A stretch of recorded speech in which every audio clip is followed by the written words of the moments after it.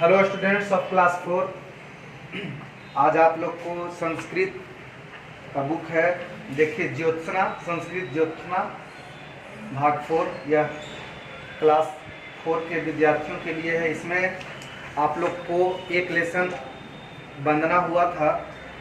त्वमेव माता च पिता त्वमेव बंधु च सखा त्वमेव विद्या द्रविणम त्वमेव सर्वम मम देव देव। इसका कि भावार्थ भी आप लोग को बताया गया था। हे प्रभु, तुम ही मेरी माता हो और तुम ही मेरे पिता हो, तुम ही मेरे भाई हो और तुम ही मेरे मित्र हो, तुम ही मेरी विद्या हो और तुम ही मेरी संपत्ति धन लक्ष्मी हो, तुम ही मेरे सब कुछ हो और तुम ही सब देवताओं के देवता हो। तो पहला लेसन में आप लोग को वंदना पढ़ना था, जो आप लोग को पहले पढ़ाया गया था। तो आप लोग उस वंदना को याद कर लीजिएगा और उसका भावार्थ भी याद कर लीजिएगा, उसका हिंदी भी याद कर लीजिएगा। तो आइए, आज आप लोग को पढ़ना है सदाचार। सदाचार, सदाचार का मतलब होता है अच्छा व्यवहार। सदाचार का मतलब होता है अच्छा व्यवहार। सज्जना नाम आचार सदाचार एवं कथ्यते। सज्जन लोगों का जो व्यवहार होता है उसे ही सदाचार कहते हैं।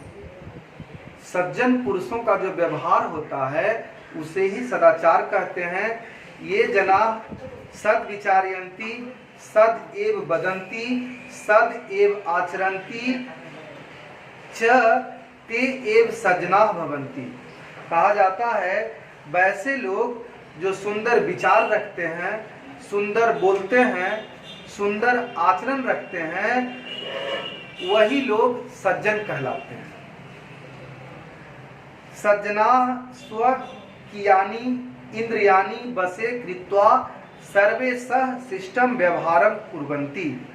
सज्जन व्यक्ति जो होते हैं वह अपने इंद्रियों को बस में रखते हैं और अपने इंद्रियों को बस में रखकर शिष्ट व्यवहार करते हैं, अच्छा व्यवहार करते हैं। नियमानां पालनम एवं सदाचारः भवति। जो नियम को पालन करता है वो भी सदाचार ही होता है। बालकः प्रतिदिनम एतान नियमान पालयेयुः। जैसा कि आप जानते हैं कि बच्चों प्रतिदिन बहुत से नियमों का पालन करते हैं। जैसे बालकाः प्रतिदिनम प्रातः काले उत्तिष्ठेयुः हस्तौ पादौ मुखम च प्रक्षालयेयुः।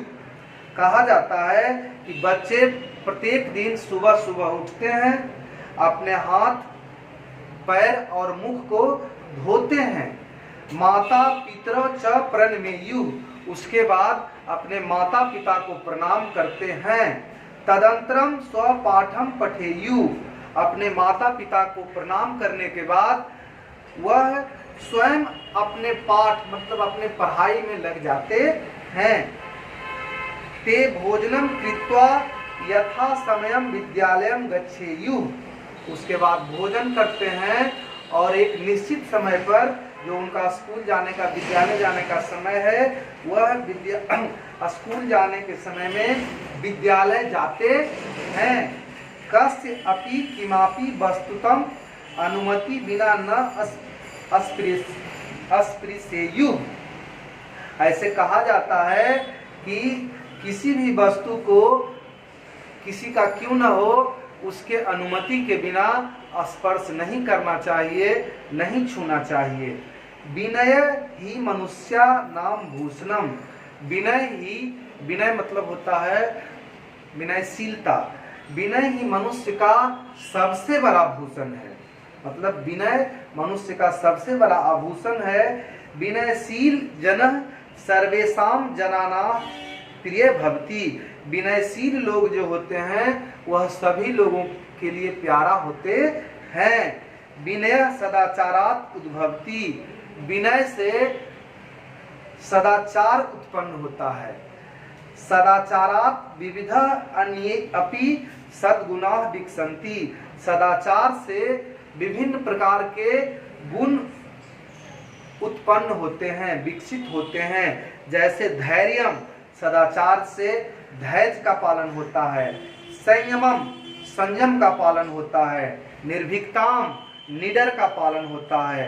आत्मविश्वासम च, और सदाचार से आत्मविश्वास की प्राप्ति होती है। अतः सदाचार सर्वदा रक्षणीय। अतः बच्चों सदाचार को सर्वदा रक्षा करना चाहिए, सदाचार को अपनाना चाहिए, क्योंकि अगर आपका व्यवहार किसी के साथ अच्छा रहेगा, आपका गुण सज्जन वाला रहेगा, तो आपका हर जगह सम्मान और इज्जत प्राप्त होगा। अतः सदाचार सर्वदा रक्षणीय, सदाचार को हमें सर्वदा रक्षा करना चाहिए। सत्यमेव उक्तम, सत्य ही कहा गया है। यहाँ देखिए एक श्लोक है सदाचार के प्रति, यत् अस्माभिः सर्वदा चरित्रस्य रक्षा कार्या, चरित्रम यदि नष्टम स्यात् तर्हि सर्वम विनष्टम भवति। तो इसका अर्थ हुआ कि हम लोगों को अपने चरित्र की सर्वदा रक्षा करनी चाहिए। हम लोगों को अपने चरित्र की सर्वदा रक्षा करना चाहिए।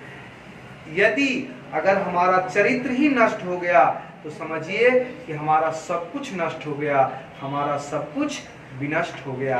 तो बच्चों यही आज आप लोग को सदाचार नामक कहानी पढ़ना था, जिसको हमने बतला दिया। अब इसमें है देखिए यहाँ शब्दार्थ है सज्जना नाम। सज्जना नाम का मतलब क्या होता है? तो सज्जन लोगों का। आचार का मतलब क्या होता है? तो व्यवहार। विचारयंती मीन्स क्या होता है, मतलब क्या होता है? तो सोचते हैं। बदंती मतलब क्या होता है? तो बोलते हैं। तो बच्चों ये शब्दार्थ आपको भेज दिया जाएगा। इसके शब्दार्थ आप लोग अपने कॉपी पर उतारिएगा, फिर कॉपी पर, उसके बाद इसका आंसर क्वेश्चन आंसर दी जाएगा और आप लोग इस शब्दार्थ को लिख करके याद कर लीजिएगा। फिर नेक्स्ट क्लास में आप लोग से मिलते हैं। Thank you.